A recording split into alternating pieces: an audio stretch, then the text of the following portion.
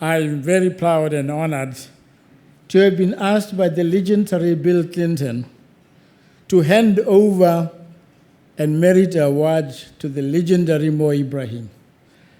And please note that it's just Bill Clinton and Mo Ibrahim. No Mr., no His Excellency, no Doctor. That's because they are legends.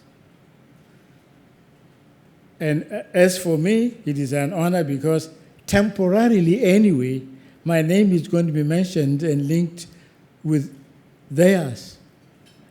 Actually, I'm in danger of becoming a legend myself. Anyway, the point I wanted to make is that I have to talk about Mo Ibrahim.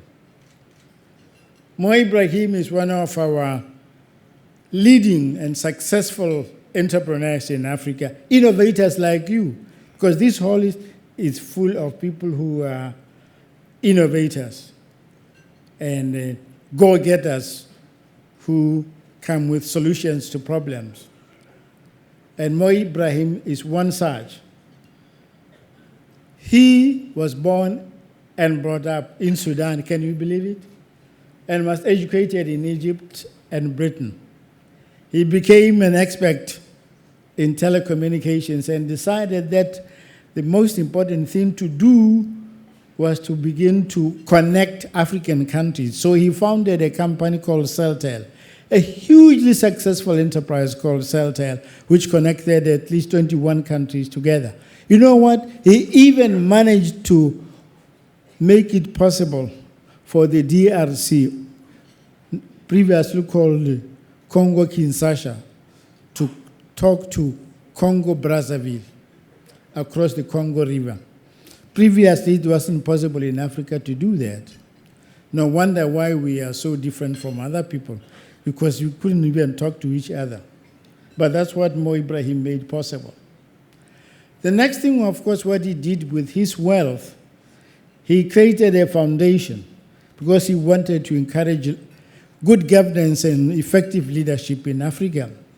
Because he is of the considered opinion that if only Africa had good leadership and practiced good governance, Africa would cease to be everybody else's poor cousin.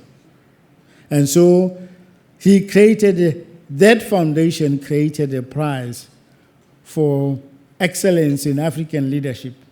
Now here I must confess I'm not very objective because I am only the second winner of that prize, a very, one of the biggest prizes that there is. And I can attest to the freedom it has given me to be able to attend the Clinton Global Initiative meetings year in and year out. And so having made that confession, because in my country they sometimes try you because they said you failed to declare your interest. I have declared my interest.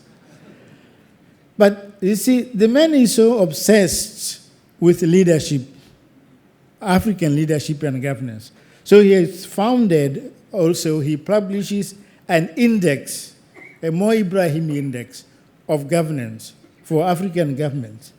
The purpose of that index is to enable civil society to hold the African civil society to hold their governance to account. And also those of them who are earnestly trying to do their best to be able to judge their own performance against their own record, and of course, against the performance of their neighbors. And so, this is what he is doing. Thirdly, he has also established a program of scholarships to identify up-and-coming African leaders, to give them further training and expose them to the challenges, and maybe even enable them to attend the Clinton Global Initiative meetings, so they should know what the world is about and what leadership is about. The man is so obsessed with leadership and good governance.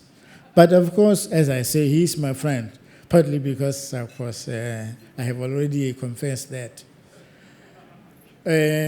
He is an expert in telecommunications, and that's why he was able to establish Celtel, which connected or interconnected more than 21 African countries for the first time in our history. And so,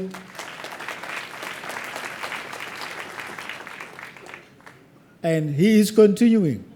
And so, that's why the legendary Clinton. Incidentally, I know you are bored, because I know in Anglo-Saxon practice, you are not, it's considered inappropriate to praise people to their face, like Bill Clinton and Mo Ibrahim. But in Africa, we do it anyway. We even demand it. And in any case, I am going to praise them. I have praised them to their face. And anybody who tries to stop me, I'll praise him. So without any further ado, may I call Mo Ibrahim to come to the stage.